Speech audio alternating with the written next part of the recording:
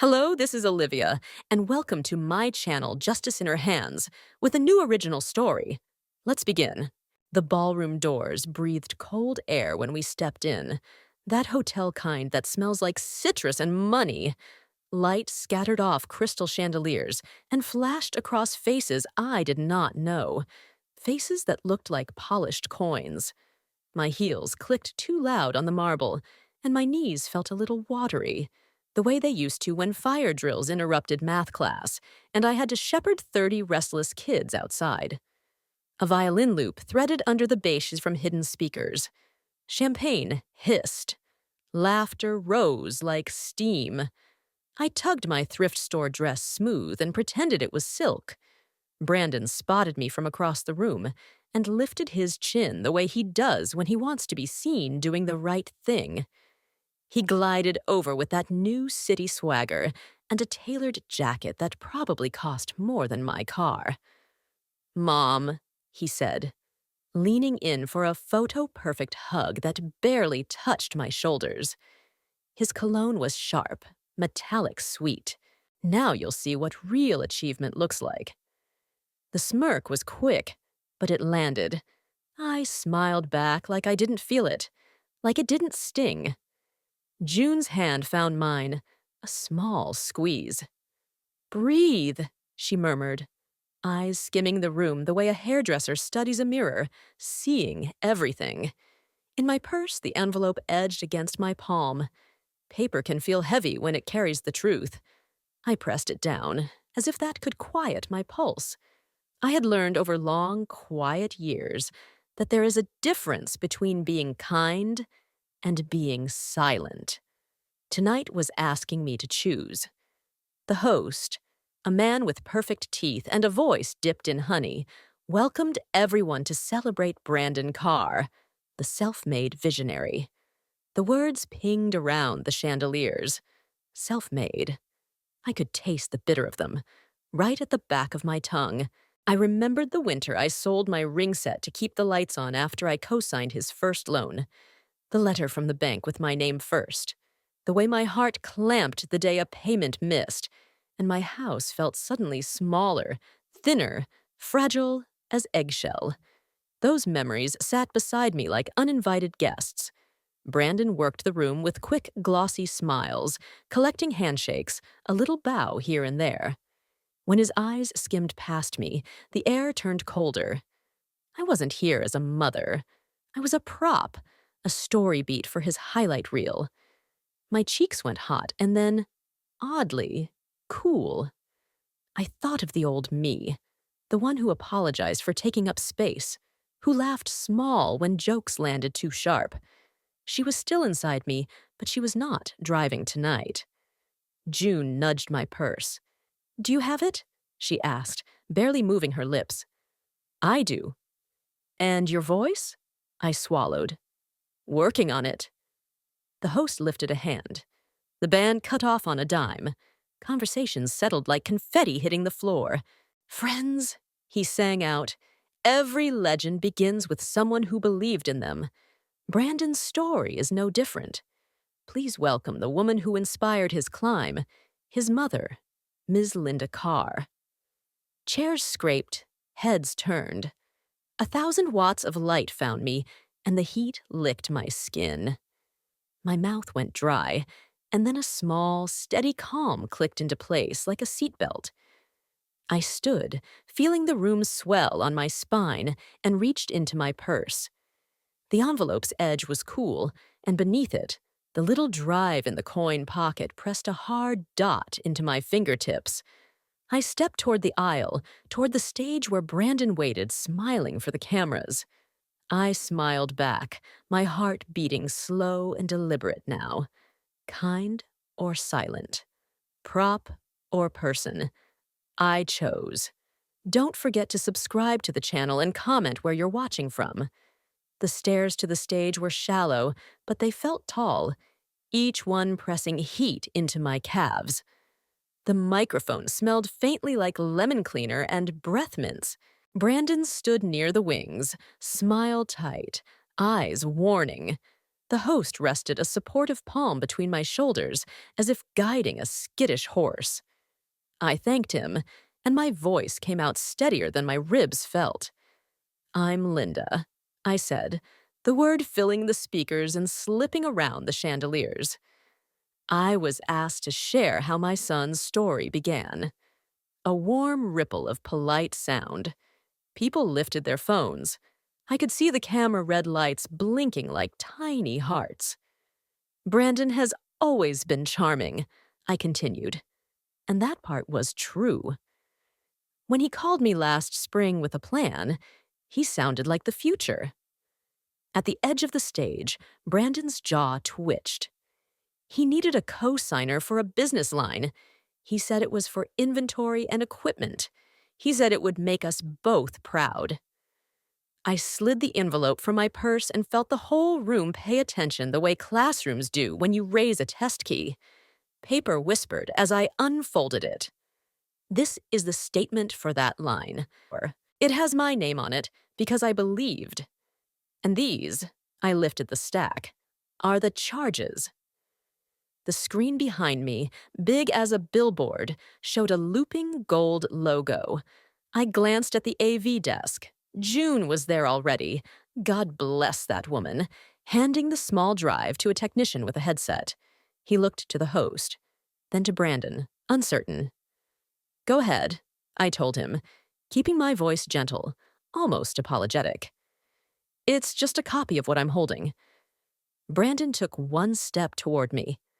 "Mom," he said, low, smiles still painted on. "One moment, sweetheart," I answered, and it was the old word for him, but it was not the old me. On the screen, the logo blinked away to a simple spreadsheet. Rows, dates, vendors. The ballroom murmured, a soft wave over marble. "Here's the deposit to this very hotel," I said, tapping the page with a small, shaking laugh that sounded like someone else's. "A car service for a full week, custom favors, a jewelry boutique, a watch repair that cost more than my rent. And here," I swallowed, the paper going blurry for a breath, "the penalty fee when a payment was missed." The silence came down hard. In the third row, a woman with a diamond bracelet folded her arms. A man whispered into his phone. Someone coughed, that sharp, embarrassed cough people do in churches and courtrooms. "My house is tied to this," I said, not raising my voice, just placing the truth on the table like a heavy bowl. "If the line defaults, the bank knocks on my door. A door I've held shut through layoffs and flu seasons and winters when the heat rattled like it might quit." Brandon's smile thinned to nothing. He moved in again. "Turn it off," he told the technician, still pleasant for the microphones. The technician's eyes darted to the host. The host did not move. That surprised me. It also steadied me.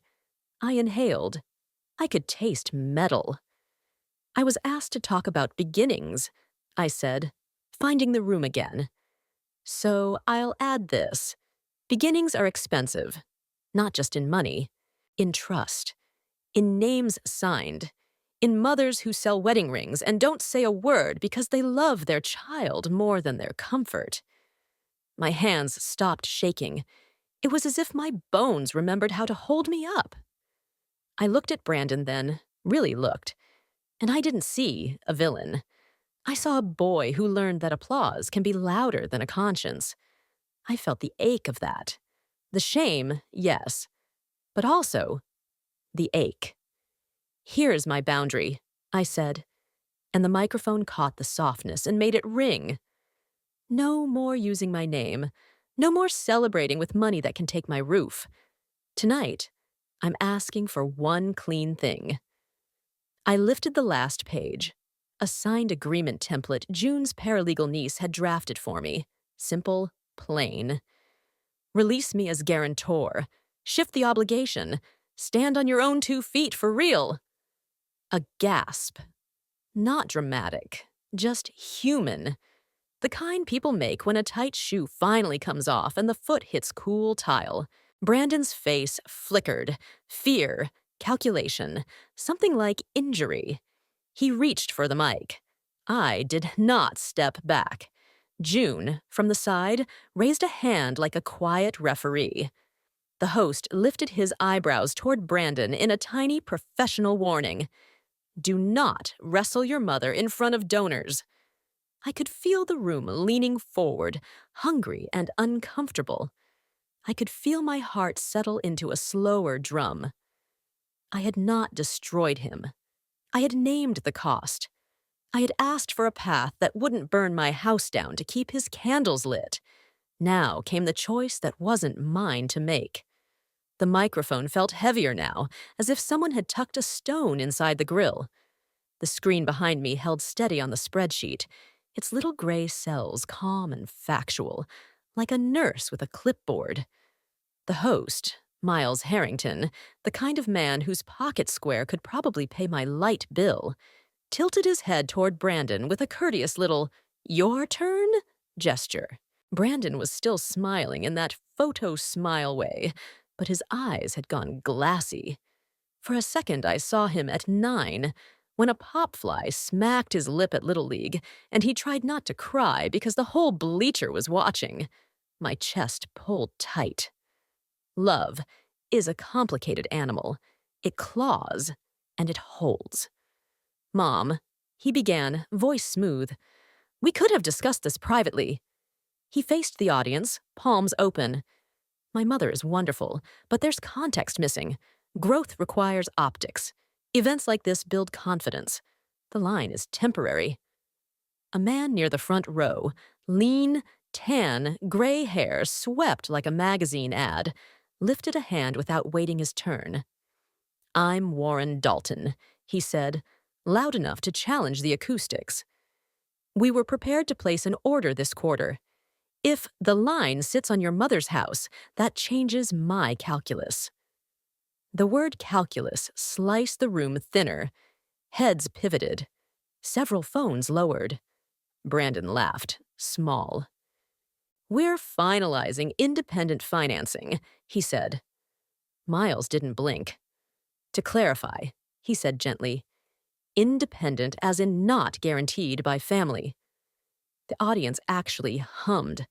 I could feel the sound in my ribs, like the start of thunder. June materialized at stage left, not stepping on, but near enough to be a lighthouse. She lifted her phone so I could see a text. Nora has the release ready. Need his signature or written commitment. I nodded once. The band, poor souls, shuffled sheet music like a nervous tick. Since we're discussing context, I said, turning back to the screen, I asked Nora, my friend's niece, to collect a short timeline. The spreadsheet blinked away to a clean slide. Dates, notes, thin black arrows. Here's the call where I agreed to co-sign. Here are the first vendor charges. And here, a bullet point bloomed like a bruise, is my email asking why payments were late.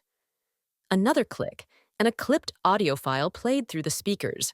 My own voice, careful, then Brandon's reply, cheerful and vague, promising new capital next week. In the ballroom, the air seemed to cool, as if the vents had kicked on. A woman in a cream suit, Ava from Public Relations, I would learn later, strode toward the AV desk. June stepped into her line, all church lady pleasant. Evening, she said. And somehow the PR woman stopped. Not because June blocked her, because June looked like the kind of person who keeps records. People respect records. Brandon squared his shoulders. Mom, take this down, he said softly. Then louder to the room. We're good for it. I will personally cover any shortfall. He swung toward me, all teeth again. We don't need to complicate things with paperwork tonight. The old me might have sagged with relief. He said he'd cover it. He said words that sounded like comfort, but I could feel the edge of the envelope in my palm, that crisp cardboard shoulder pressing truth against my skin. Words are light. Ink is heavy. I appreciate the offer, I said, and I meant it, because I am not made of stone. But my roof is not a chit. I lifted the single page Nora had drafted. This isn't an attack. It's a seatbelt. You sign now, or we walk off this stage with me filing a freeze and a dispute first thing in the morning. Either way, my name stops paying for your spotlight. A murmur. Not cruel, just real. People understand seatbelts. Warren Dalton nodded once, like a judge hitting a small, invisible gavel. That's reasonable, he said to no one and everyone.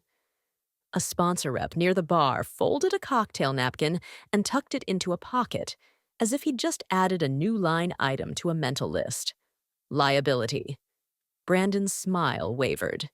He looked at Miles as if a host could rescue a son from his mother's consequences. Miles lifted his microphone and, to my shock, spoke like a human instead of a brand. Mr. Carr, he said, this stage celebrates achievement. If your mother's security underwrites that achievement, the story's unfinished. The audience can handle a signature.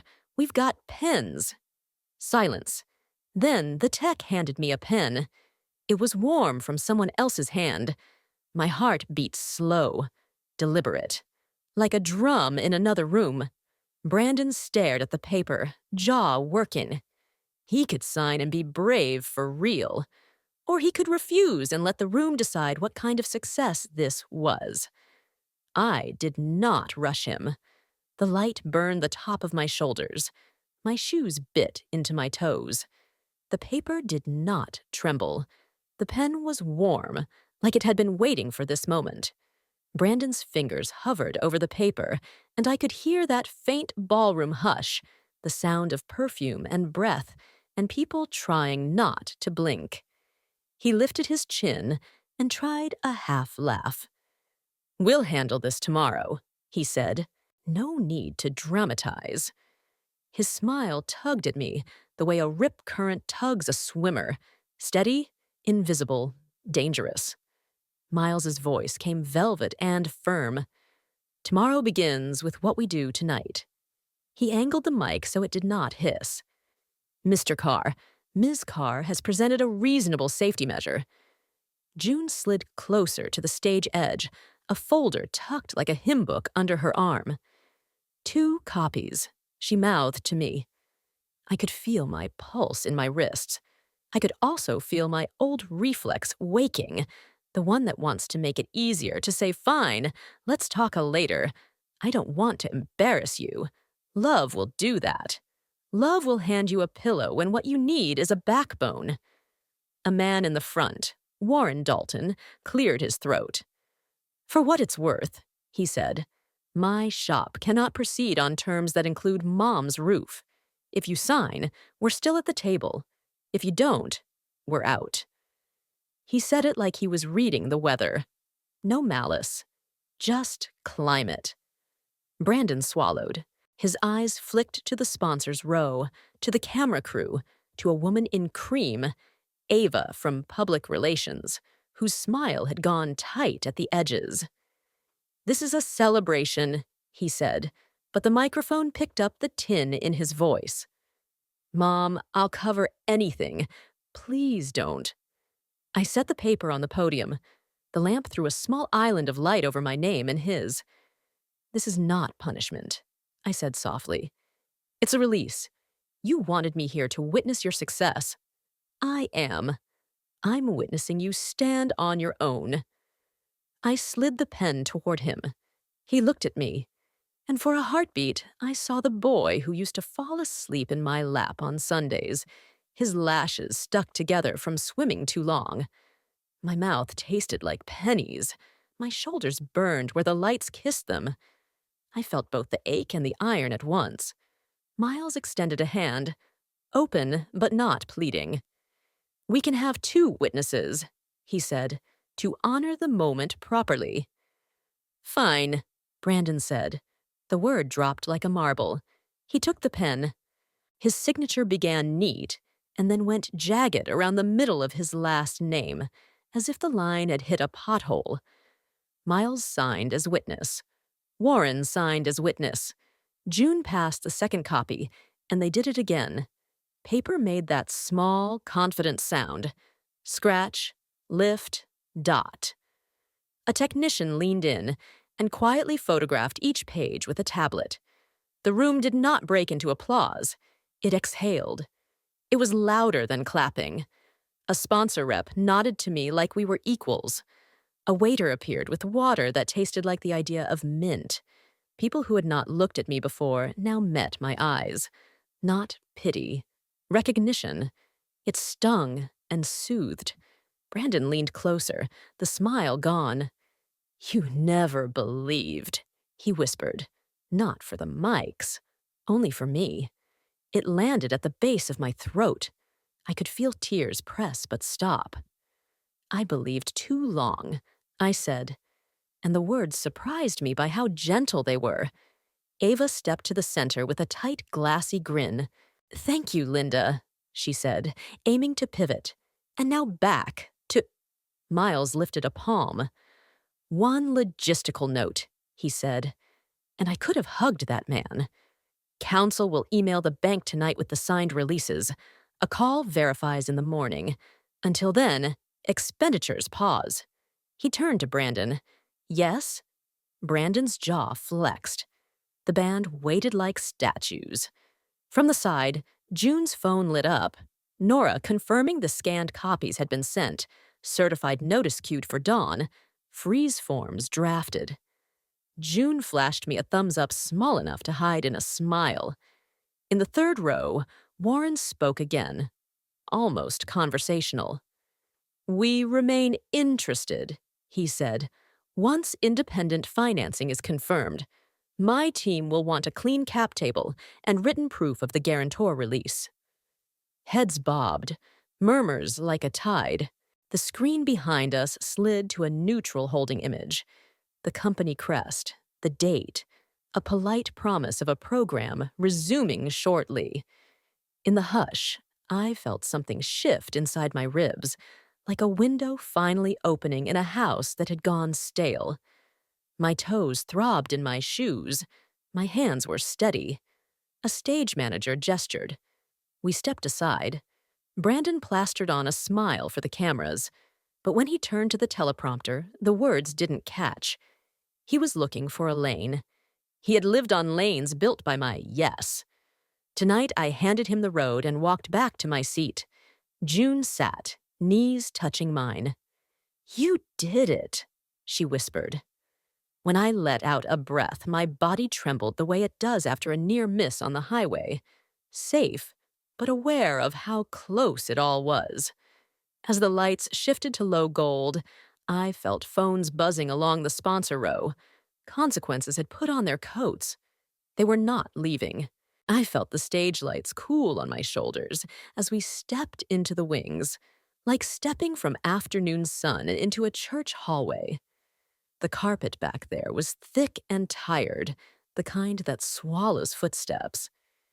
June met me with a paper cup of water that tasted faintly like copper and mint and relief. Her phone buzzed, and she angled it so I could see. Nora's email to the bank had gone out with copies, timestamps, and a calm little paragraph that sounded like a steady hand on a steering wheel. A freeze form was drafted. A certified notice was queued for dawn. Clean, simple words. I could breathe. Miles appeared with the decency of a man who knows how to escort a guest instead of herd a problem. "Ms. Carr," he said quietly, "our green room is this way if you want a chair. No press unless you wave them in." He did not try to smooth what had happened. He just made space for consequence to do its work. That small kindness steadied my knees more than the water did. Before we reached the door, Warren caught us. Up close, he smelled like cedar and clean paper. "For formality," he said, handing me his card. "I will email confirmation that our interest is contingent on the guarantor release and independent financing. You did the necessary thing. Not brave, not dramatic. Necessary." The word set right inside my ribs like a brick where a hole had been. We barely had time to sit before Ava swept in with a smile that felt laminated. "Linda," she sang, "let's get a sweet mother-son photo near the step and repeat. Remind everyone of the heart in this story." I looked at her glossy badge, thought of my front door, my light bill, the ring I had sold once upon a time. "No," I said, and my voice surprised me by how soft it was. "We will leave the story true." Her smile flickered like a candle in a draft. June's eyebrows made a small, silent clap. Brandon slid into the doorway, jacket unbuttoned, face set in that brand of charm that is all teeth and no warmth. "Mom, a word," he said. He held the word like a door cracked just enough for a cold wind to slip through. June shifted, not blocking, just present. He did not explode. He went quiet, which in some men is louder than shouting. "You humiliated me," he said under his breath. "You cost me momentum." He had said momentum the way a doctor says diagnosis. I felt a tremor in my hands and pressed my palms flat against my knees. Old reflex. Apologize. Make it smaller. New practice. Let the truth sit on the table and stop rearranging the silverware. "You invited me to witness," I answered. I witnessed. The words tasted like metal and calm. "You signed. That protects the roof over my head." He closed his eyes for one long blink. Behind him, the band hit a wrong note and then found the key again, life adjusting to a new tempo. He tried another door. "I have a bridge lined up," he said. "A partner will float us until the next round hits. This is fixable." I thought of a voicemail from early summer, his voice bright, talking about a partner named Vince who makes fast money happen. Fast and money rarely means safe. Love is a complicated animal, but it can learn new tricks. Mine had. "Good," I said. "Fix it with your name." A muscle jumped in his jaw. There it was, the sting of a clean boundary. He could carry it. He is not made of glass. A staffer leaned in, whispering to Ava. A sponsor logo slid off the event screen in the ballroom like a magnet quietly removed from a fridge. Not a collapse. A shift. People in suits began to cluster in new constellations, consequences getting cozy. June's phone buzzed again. Nora with a short update. Bank auto reply received. Queue position established. A long string noted. No digits on my tongue tonight, but I could feel the shape of an anchor dropping in deep water. "We have a morning call," June murmured. "We will put the freeze in motion if the release is not reflected. You sleep at my place if you want. I will make cinnamon toast." The smell of imaginary toast washed through me, warm, sugared, ordinary. Ordinary had become a goal. I looked at my son. The boy I raised stood inside the man. It is possible to love someone and refuse to finance their denial. Both can be true at once. Miles tapped the door. "Founder's remarks in 5, he said into the room. Then softer to me. "You did not light a match. You opened a window." I nodded. In the ballroom, the crowd's sound gathered again, low and electric. Brandon straightened his jacket, pasted on his smile, and walked toward the light. I did not follow. I sat with June and drank the rest of my warm, minty water, feeling the quiet weight of necessary settle into my bones. When the lights lifted again, the ballroom settled into that bright hush that pretends nothing messy just happened. Brandon took the mic with his glossy smile warmed back on. "Setbacks build grit," he said, voice smooth as a hotel countertop. "We have independent financing aligned and a partner who believes in velocity." The word velocity slid across the room like oil. People want to believe in speed when they are tired of waiting. Miles angled toward the crowd. We'll open the floor for a brief question, he said, calm as a doctor. A woman near the aisle, sharp suit, hair pulled clean, stood without waiting for permission. What collateral sits under your bridge? She asked. And is any of it familial? Familial? The syllables clicked like a latch. Brandon's smile thinned. None, he said. We're clean. His eyes skimmed the wings where I stood. A whisper of cedar and winter air reached me before the man did. Ms. Carr, he asked, voice low. He wore a warehouse badge on a lanyard, the kind of badge that knows early mornings. I'm Trey. Our docks haven't seen a single pallet for those founder boxes you're showcasing. We've got emails promising shipments that never hit. I don't want trouble, but if an investor calls me, I'm not lying. He showed me his phone. Subject lines stacked like dominoes, dates that matched the charges I had held on stage. My cheeks went cold. June's hand steadied my elbow. Forward those to Nora, she said softly. Tonight. On stage, Brandon brightened.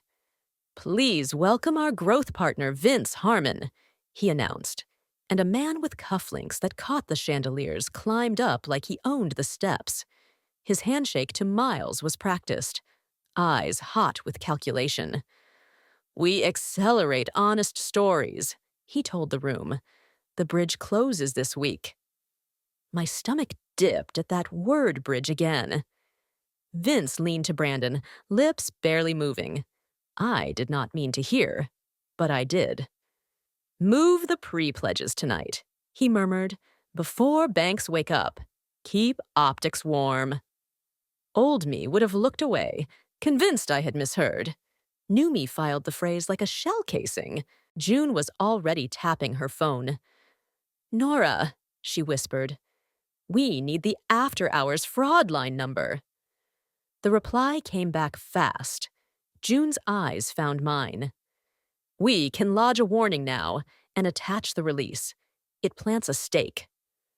The thought of calling a stranger and saying my son might sprint with money made my throat tighten. Love is a complicated animal. It wants to protect, even from consequences. But my house is a living thing too. It needs its roof. Miles offered another question. Warren took it. Disclose terms, he said, mild as weather. Rate, covenants, triggers. The room tilted toward the stage. Vince smiled with too many teeth. Competitive, he said. Standard, which meant nothing. Behind us, a sponsor logo dimmed one shade, as if a cloud crossed a small sun. My phone buzzed. Nora. Release logged. Acknowledgement received. Case marker ending with 7, morning call booked. Attach vendor emails if possible. I breathed out. The air tasted like lemon polish and nerves. I could march back out and read the line about moving pledges before dawn, detonate the room, or I could choose precision, plant facts, not fire. June's palm was warm against my wrist. Seatbelt, not spectacle, she whispered. I nodded. I stepped to the side curtain and caught Miles's eye. He crossed in 3 quiet strides. One housekeeping line, I said, voice low. Our release is filed. Any movement of pledged funds under my name will be flagged. Please note for the record. He studied my face, then the stage, then gave the smallest nod a human can give and still be seen. When the band swelled to transition, Miles lifted his mic. A note for attendees, he said crisply. Per earlier documentation, guarantor releases have been recorded. Vendor confirmations and banking acknowledgments are in process. Until resolution, dispersals will respect those limits. The word limits fell like sandbags. I felt my shoulders drop a fraction, the way a house exhales when a storm skims past the ridge. Vince's smile did not move, but his pupils narrowed. Brandon glanced toward me, something like plea flaring and dying. I held his gaze long enough for him to see that I was not angry. I was finished underwriting the wind. Backstage smelled like hot lights and lemon cleaner, and my dress stuck to the back of my knees. June angled her phone toward me so I could see Trey's emails marching in tidy lines, promises of shipments that never landed, dates that matched the charges I had just held under the chandeliers. I forwarded every thread to Nora with slow, careful thumbs, the way you carry a full pot of coffee across a white rug. In the ballroom, applause rose and fell like a tide faking normal. Vince's voice cut through the speakers, slick, upbeat, empty. When he said the word velocity again, a sponsor rep near the bar quietly folded his program and slipped out. It was not dramatic. It was directional. Ava swept in with a smile, lacquered so thick it could survive a hurricane. Linda, quick quote for our socials. Mother's faith fuels founder grit. The sentence tasted like perfume. No, I said, and it came out soft and final, the sound a door makes when it meets the frame. Her smile faltered, reassembled, moved on.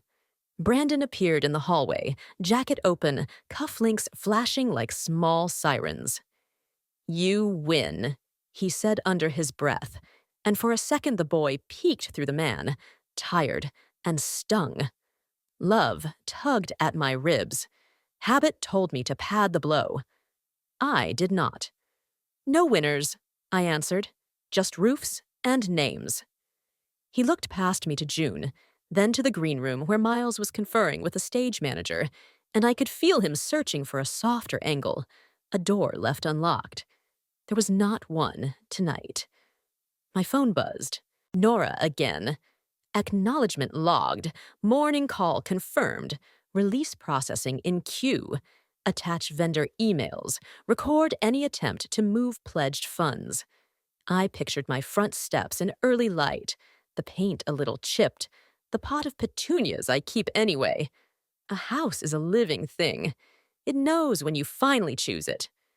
We stepped toward the service corridor to leave quietly, but Trey caught up, cap in hand. "If someone asks," he said, voice low, "I will tell the truth. If no one asks, I still might." His honesty had the weight of a bolt. I nodded and thanked him by name. Outside, the hotel's air hit my face cool and chlorinated from the fountain. Sirens far off, tires swishing, a night clerk dragging a cart over tile. June pressed her keys into my palm. "Cinnamon toast and a sofa," she said. I almost laughed and almost cried. Both are cousins. At the curb I paused, feeling a tremor of what if? What if Brandon tried to pull funds before dawn? What if Vince pushed? What if the bank slept through it? Fear bloomed quick and hot, then thinned as the memory of my own voice on stage returned. Not angry. Clear. I am not underwriting the wind. June opened the passenger door. I got in. June's sedan smelled like old coffee and lavender wipes, the kind you keep for emergencies. Streetlights strobed the dashboard while my hands finally shook now that no one was looking.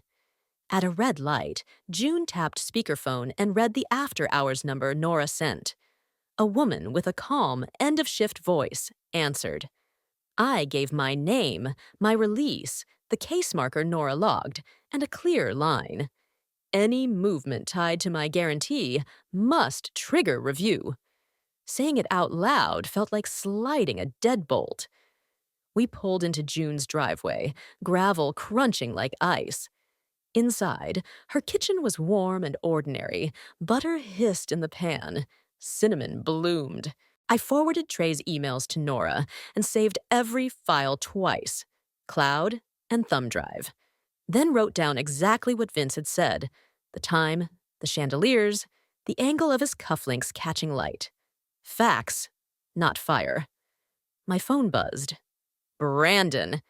The first text was brisk. "We will fix this. Please stop making noise." The second broke a little. "You made me look small." Habit rose like a tide. Just soften it. Apologize. Keep the peace. I set the phone face down and breathed through the ache. Love can survive a boundary. I typed one sentence. The release stands. Speak with your counsel. Then I put the phone across the room like it might bite. June slid a plate to me. Eat, she said. The toast scraped and sweetened my mouth. Her old radio hummed a ball game, low and kind. We printed the signed pages and clipped them like a little shield. I pictured my porch at dawn, pots of petunias, a roof that finally felt like it belonged to me again. The fear did not vanish. It thinned. I could think around it. Near midnight, Nora wrote, "After hours alert accepted, review flag set, morning call confirmed, send any pledge movement screenshots." I answered with thanks and Trey's thread. Outside, a neighbor's dog barked at nothing and then decided the world was safe. June yawned and tugged a blanket over my knees. I lay back on her sofa and listened to the house settle, the way wood talks tonight. I did not sleep long or deep, but when I closed my eyes, I did not see chandeliers. I saw my front door. Dawn came soft and papery through June's kitchen blinds, the kind of gray that makes a coffee mug feel like a small stove. I stood barefoot on the tile while the kettle sighed. The house smelled like cinnamon and laundry soap. When the phone rang, June set her hand on my shoulder as if I might jump. I put it on speaker so I would not have to hold the weight of it. The banker's voice was steady, that practiced morning calm. She confirmed receipt of the releases, the scanned signatures, the timestamps. "Your guarantor status is removed, Ms. Carr," she said, and I had to sit down because my knees did not trust themselves. "Any transactions attempting to root under your previous authorization will trigger review." She paused. For transparency, there were 2 late-night disbursement attempts associated with the event vendor bundle. Both held. Nothing moved. The words fizzed in my ears like aspirin melting. June closed her eyes and exhaled through her nose the way choir ladies do when a hymn lands. After we hung up, messages began to stack like plates. One from Warren, a brief conditions memo, independent financing proof, no familial collateral, fulfillment confirmations from vendors, escrow for refunds if claims are validated. One from Miles, a luncheon program revision. He had slotted a clarifications and commitments segment and offered me the option to make a short statement, not as a spectacle, but as a record. And one from Brandon, just 3 words that both pinched and floated. "Can we talk?" I walked to the sink and watched a sparrow kick at the window box. My heart hurt in that old, familiar way, like a bruise you forgot about until you leaned into it. I typed back, "You have counsel, I have boundaries. We will both keep them." Then I put the phone face down and let the quiet sit where panic liked to live. June buttered toast with firm, practical strokes. "You don't owe anyone theater," she said. "But truth spoken once is easier to defend than rumors told all day." I nodded. The idea of stepping back on a stage made my stomach fold, but the thought of leaving a blank space where a lie might grow felt worse. I chose clarity. Seatbelt, not spotlight. At late morning, Warren called from a lobby that sounded like shoes and coffee. "Sponsors are in a holding pattern," he said. "Vince is pushing speed. We will ask for slow and clean." His voice had the temperature of halfway between ice and room, which is fairness. He offered to meet us by the service elevator to avoid cameras. That small respect warmed me more than the coffee did. The hotel felt different at noon. The chandeliers still glittered, but the edges were less sharp, as if the night had sanded them. Staff who had watched me last evening looked me in the eye now. One woman pressed a tiny bottle of water into my hand with a nod that said, "I see you." In the ballroom, the stage had been reset with a modest lectern and a screen that showed only the date. Ava hovered at the far aisle, a smile lacquered but thinner than before. Warren gathered a small circle, two sponsors, a logistics lead, and Miles with a folder tucked under his arm. He summarized conditions in words you could write on a napkin. Independent proof.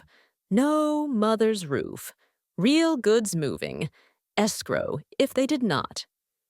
He glanced at me just once, not as a prop, but as a human who had skin in the game and wanted to keep it. Brandon entered a moment later, eyes tired, jaw set. Vince shadowed him like a cufflink with legs. You could feel the pressure they brought, the heat of hurry.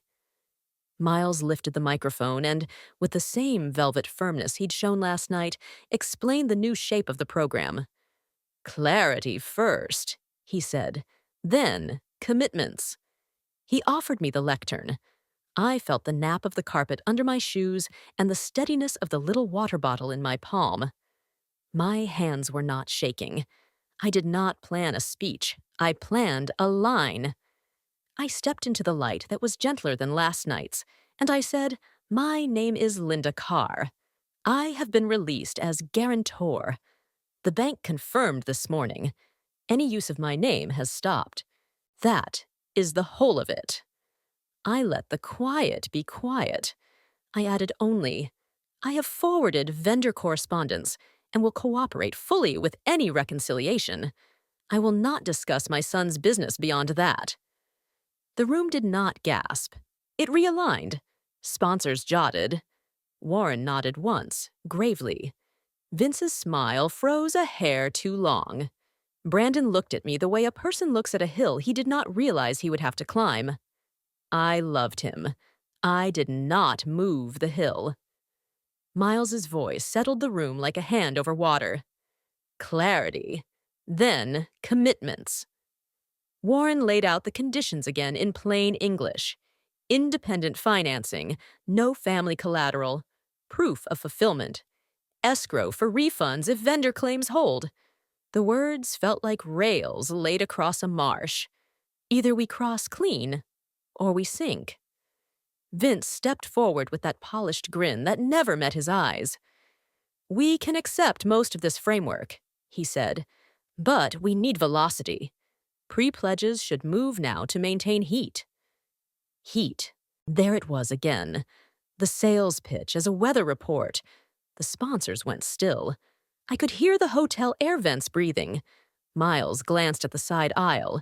Trey lifted a hand, cap tucked in his fist. "Our doc shows no founder boxes," he said, voice steady. "Promised dates were missed.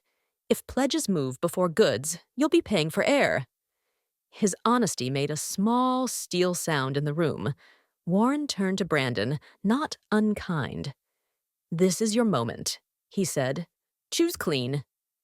Brandon's jaw was tight, but his shoulders lowered a fraction, as if the weight had finally declared itself. He looked at Vince. "If we sign escrow and disclose the bridge terms, do we still have a shot?" Vince's smile did not move. "Only if we move the money now." He said now like a dare. It was quiet in my ribcage, the way night gets quiet after a storm decides to pass.